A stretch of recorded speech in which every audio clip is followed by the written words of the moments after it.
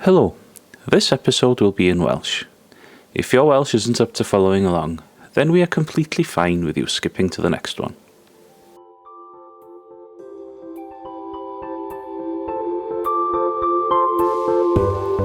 Helo a chroeso'r Gymunedfa, bodlediad wedi gynhyrchu gan Archwilio Cymru. Owen ydw I, a dwi'n gweithio Gymunedfa ar da. Y tro yma, fe ni fynd I Criccieth gan ymweld â Gardd Gymunedol Cae Crwn, gan ddysgu mwy am yr ardd a chymuned. Yn ogystal â'r ffordd mae'r Cyngor Tref wedi gweithredu I gynnull pobl a sefydliadau mwyn hwyluso datblygiad yr adnodd gymunedol yma. Dwi yma yn y pafiliwn yng Cae Crwn yng Criccieth I siarad hefo pobl o'r Cyngor Tre am y prosiect yma sydd wedi creu gardd gymunedol a gofod natur arbennig iawn yn wedi pan mae'r hael allan yma yng Criccieth. Fysa chi gystal â cyflwyno'ch hynna, os gwelwch yn dda? Catrin Jones ydw I, Clerc Cyngor Tref Criccieth. Angela Jones ydw I, dwi'n cynghorydd ar y Cyngor Tre, dwi hefo rhandir yma, a dwi'n eistedd ar y pwyllgor yn Cae Crwn yma hefyd. David Cassells, dwi'n gwirfoddolwr am y prosiect yma, a founder member. Iawn, wedyn, os ydyn ni'n dechrau os ydych chi'n disgrifio'r prosiect? Mae prosiect Cae Crwn yn brosiect cymunedol uchelgeisiol. Mae'n dod â'r rhandirodd cymunedol, gardd natur a gardd glywynod byw I gyd gyda'i gilydd ar safle braf yng nghanol Criccieth. A nath y Cyngor Tre ddatblygu'r prosiect yma mewn partneriaeth gyda ffrindiau gardd natur, ysgol gynradd Treferthyr a Chyngor Gwynedd, a gathon ni grant sylweddol I gychwyn y prosiect gan Lywodraeth Cymru a Chronfa Treftadaeth y Loteri nôl yn 2021 nath y prosiect gychwyn. A mae'n rhyfeddol a gweud y gwir beth sydd wedi gallu cael ei gyflawni yn ystod y cyfnod hynny. A beth sy'n bwysig iawn am y prosiect fi'n meddwl yw bod wedi dod o ddymuniad y gymuned I gael y datblygiad yma. Oedd y Cyngor Tre yn gwely'n bwysig iawn bod ni'n cael cynllun cymunedol a wnaethon ni ddatblygu'r cynllun gwreiddiol sawl blwyddyn yn ôl mewn ymgynghoriad gyda'r gymuned a oedd e'n bendant beth oedd pobl eisiau gweld oedd lle gwyrdd, hygyrch a byddai'n atyniadol a hefyd byddai'n gwella bioamrywiaeth yn cynnig cyfleoedd I bobl bob oed fedru fwynhau. Mae'n bwysig I ddeud allan hefyd, oedd o wrth profi Covid a y cymuned yn mynd trwy profiad dyfnadwy yna, oedd pawb yn teimlo oedd o'n rili bwysig I cael rhywle I dod a pobl o pob cynhedlaeth at ei gilydd, a lle os ti'n gallu mynd ar ben dy hun hefyd yn amlwg os oedd chi angen hynna'n ynesio rhywun arall, oedd chi'n dal yn gallu dod a gweithio ar y rhandir hefyd. So, dwi'n meddwl oedd Covid yn reit allweddol I symud y syniad ymlaen doedd. Ie, cos Covid sbarddunodd y prosiect yn lle cyntaf? Wnaethon ni wneud cais am yr arian yn 2020 a nath y tri ohono ni weithio ar y cais a wedyn dod yn llwyddiannus a cychwyn y prosiect yn mis Ionawr 2021. A fel mae Angela yn gweud, oedd pobl wedi gwerthfawrogi beth oedd gallu bod allan. Oedd e'n un o'r pethau positif dath allan o Covid a gweud y gwir bod pobl yn gwerthfawrogi mae'n braf gallu cael ardalodd braf I fynd allan I fwynhau a cerdded a cymdeithasu yn saff a gweud y gwir.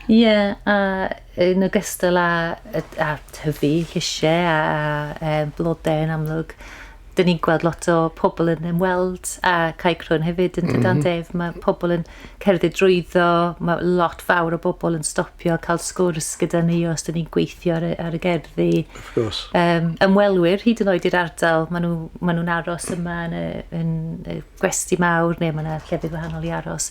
Mae lot o pobl, dwi'n meddwl, yn cael I annog I dod yma jyst I weld beth sy'n digwydd yn y dre. Ie, so wedi troi'n atyniad. Ie. Iawn, so, da chi wedi cyffwr ar hyn yn barod efo bod o'n wedi dod o'r gymuned, wedi dod yn ystod Covid, ond sut dathach chi ati i ddod ar holl beth at ei gilydd a felly?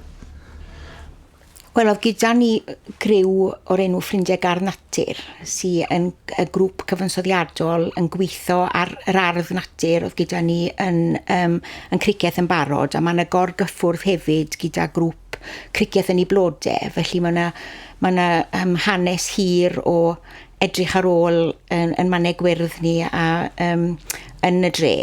Felly mae wedi deillio rili o'r partneriaeth bod yr Cyngor Tre yn hybu hyn yn swyddogol, ond wrth gwrs bod gyda ni criw o bobl yn barod oedd ar gael i gefnogi'r cynllun de, a mae gyda ni ryw 50 o bobl yn helpu ar yr handirodd cymunedol, rhywbeth fel ni. Ie, Dave, faint o pobl sydd yma? A hyn o bryd, mae'n 35 yn aelod yn y allotment, yn y rhandiroedd. A conta, roedd na 20, mae'n lot o bobl rwan, a dwi angen mwy. Felly mae wedi tyfu, ond mae'n le dyfu eto. Mae'n lle i fwy o pobl, dyn ni angen mwy o pobl, ie? I grandu, ie. A mae gyda ni ymrediad o bobl sy'n ar handirodd yma. Mae yna lot o deuluoedd ifanc yn y flwyddyn diwetha gyda plant bach ar rhandir ar y safle. A un o'r syniadau ar gyfer y dyfodol o ganlyniad i hynny yw creu ardal fach i blant yn un o'r rhandiroedd, felly mae hwnna'n syniad da. Mae gynnon ni 6, mae 8 teulu efo plant ifanc a hyn o bryd. Felly mae'n da iawn i ni. Ie. Achos, hynny yw, di Criccieth ddim y dre fwyaf dan hael na gdi. Ond mi fydd na rei rhan o Criccieth efo gerddi mwy na gilydd a felly mae'n beth braf bod y gofod mae'r gael i bobl. A gofod fel ydych chi newydd glwad sy'n just o dan yr Rheilffordd. Ie. Dyn ni'n cael lot o sylw gan y tren sy'n mynd heibio. Lot o pobl yn codi llaw pan dyn ni'n gweithio yn yr erddi, ie. Ie.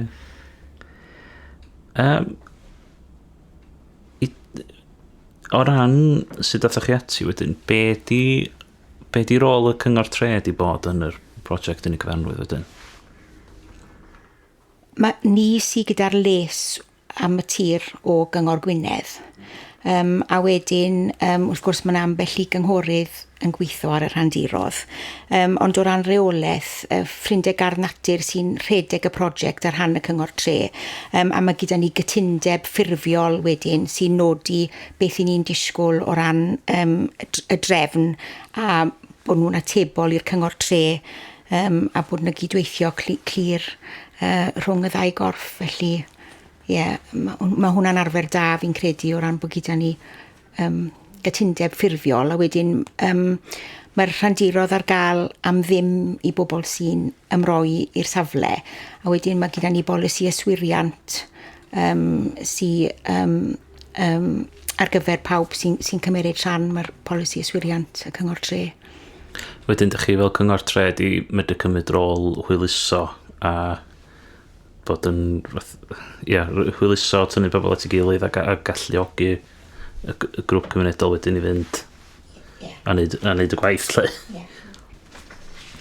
Felly, i fynd o fyna, pa wahaniaeth da chi wedi weld wedyn o fod yn cyflawni hyn, gwahaniaeth yn bobl, gwahaniaeth yn Criccieth sy'n deillio'r prosiect yma? Dwi'n meddwl bod y rhandiroedd wedi gwneud gwahaniaeth mawr i'r cymuned. Mae rhan mwy o pobl sy'n byw yma yn gwybod bod nhw yma. Mae nhw bendant yn dod am dro gyda'r nos neu yn ystod y dydd ac yn dod i weld beth sy'n mynd ymlaen yma. Mae nhw'n agored i bawb. a dwi'n meddwl bod di wneud gwahaniaeth mawr i llesiant pobl. Pobl wedi dod i nabod i gilydd ella, dod ddim yn nabod i gilydd o flaen. Mae o'n lle cymdeithasol iawn, mae pawb yn rhannu syniadau, tips am sut i tyfu pethau neu beth sy'n gweithio, beth sy'n ddim.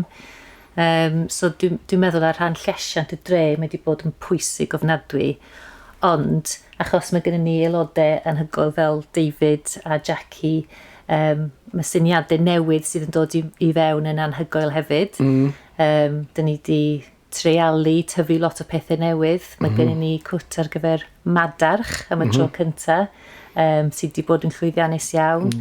Mae gennym ni gwenyn hefyd. Cadw gwenyn. Cadw gwenyn. Nhw yn lleol, gwenyn lleol maen nhw hefyd. Mae yna Mae'r ar gael does am y tro cyntaf. Felly ar rhan gwelliannau'r biomrywiaeth yr ardal, mae wedi gwneud gymaint o wahaniaeth hefyd. Dwi'n siŵr Dave os ti eisiau deud fwy ar hynny, ond... Mae'n lot o pethau yn digwydd ers da ni'n dechrau y prosiect. Hefyd, mi gynnon ni bot pond ar y ger y gwenyn ac ati, a madarch ac ati, Wedyn, falle o ran creadigrwydd a diwylliant, mae gyda ni fyrddau dehongli wedi addurno gan un o cynghorwyr y Cyngor Tre. Mae Ffion Gwyn, y cynghorydd Ffion Gwyn yn artist, a hefyd i ni wedi cynnal digwyddiadau fel plannu rhosod Jonas Dymllyn, y garddwr di, dath i fewn yr ardal yn y 19fed ganrif, a wedyn llynedd yn 2025 wnaethon ni ddadorchuddio cerflun heddwch y Sri Chinmoy, a mae hwnna wedi dod â un o natur, treftadaeth a diwylliant lleol. A mae'r Cyngor Tre hefyd wedi cytuno i fod yn llysgennad heddwch a hinsawdd, a wedyn mae wedi dod gyda'r cerflun a yn yr ardal hyfryd mae wedi dod â hwnna i gyd gyda'i gilydd. A o safbwynt cydnabyddiaeth wedyn, 2 flynedd yn ôl, yn 2024, wnaethon ni ennill gwobr rheolaeth cymunedol ar dir cymunedol clas. A yn deillio hynny wedyn, mae yna gynllun gwydnwch safle wedi sefydlu gan ffermydd a gerddi cymdeithasol, a mae yna ffeithlyn sy'n dangos shwt mae'n gwaith ni'n cefnogi deddf llesiant cenedlaethau'r dyfodol.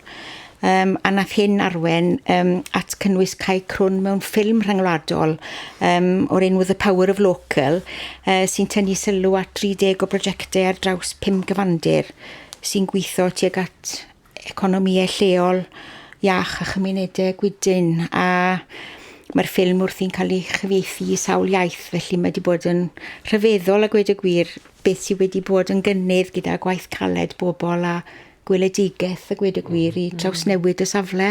Dyn ni'n cael lot o pobl yn dod i ymweld, gofyn sut mae'r lle wedi cael ei sefydlu ac i dysgu ar y ffer da, yn leol ac o bell hefyd, felly greu. A ni hefyd wedi cael cydnabyddiaeth gwobrau un Llais Cymru am safle, so felly ni'n digon hapus. Dim bod ni'n neud o ran cael y gwobrau, ond mae'n neis cael y cydnabyddiaeth. Yndi, mae'r gwaith yn mynd i ddigwydd beth bynnag a mae'r cydnabyddiaeth yn neis, ac o fyna, beth yw'r dyfodol ta? Dros ydi Dave, mae Dave a Jackie efo syniadau pob 5 munud. Jackie yn enwedig, mae hi'n gweld rhywbeth yn ddigwydd tydi, a wedyn mae'n dod efo i'r pwyllgor, a gofyn am cefnogaeth, a wedyn, dyn ni tueddu symud ymlaen efo syniadau Jackie, achos mae hi yn wych. Mae gynnu ni llawr o syniad, ond dwi ddim yn cael space ar hyn o bryd i expand. So, achos mae gennych chi'r darn ar rhandiroedd fel, ond mae gennych chi ardd wyllt tu allan i'r ffens wedyn fydd oes. Of course. Ac i ni newydd gael y newyddion cyffroes hefyd bod y Royal Horticultural Society a ffermydd y gerddi cymdeithasol, maen nhw'n bwriadu buddsoddi 3.8 miliwn i ddatblygu mudiadau garddio cymunedol, a mae hwnna ar draws y Deyrnas Unedig, yn anffodus ddim yn dod yn uniongyrchol i Cae Crwn.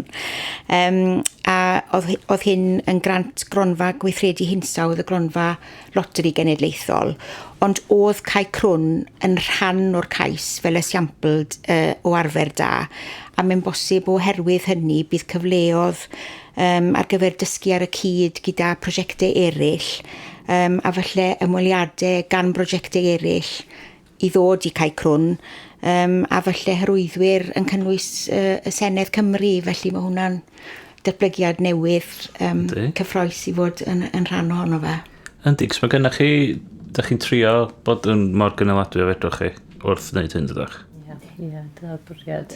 Ie, a mae hwnnw'n pwysig i ddeud achos rhywbeth dyn ni'n tyfu, dyn ni'n rhannu hefyd efo'n gilydd, ac os dyn ni wedi gordyfu fel dych chi yn y ha, mae yna lot o un fath o peth yn dod at ei gilydd, dyn ni'n rhannu nhw hefyd. Mae gennym ni bwrdd le mae pobl yn gallu cymryd pethau a just gadael fel honesty box a gadael bach o pres os maen nhw isio. Mae yna dipyn o pres yn dod i fewn yn y box na, does? 50 pint eleni a hyn o bryd yn y honesty box. A amser dolyg mae rhai o'r aelodau wedi creu nid fel perlysiau felly a mynd yn nhw o gwmpas y siops yn Criccieth a rhoi nhw am ddim i bobl hefyd.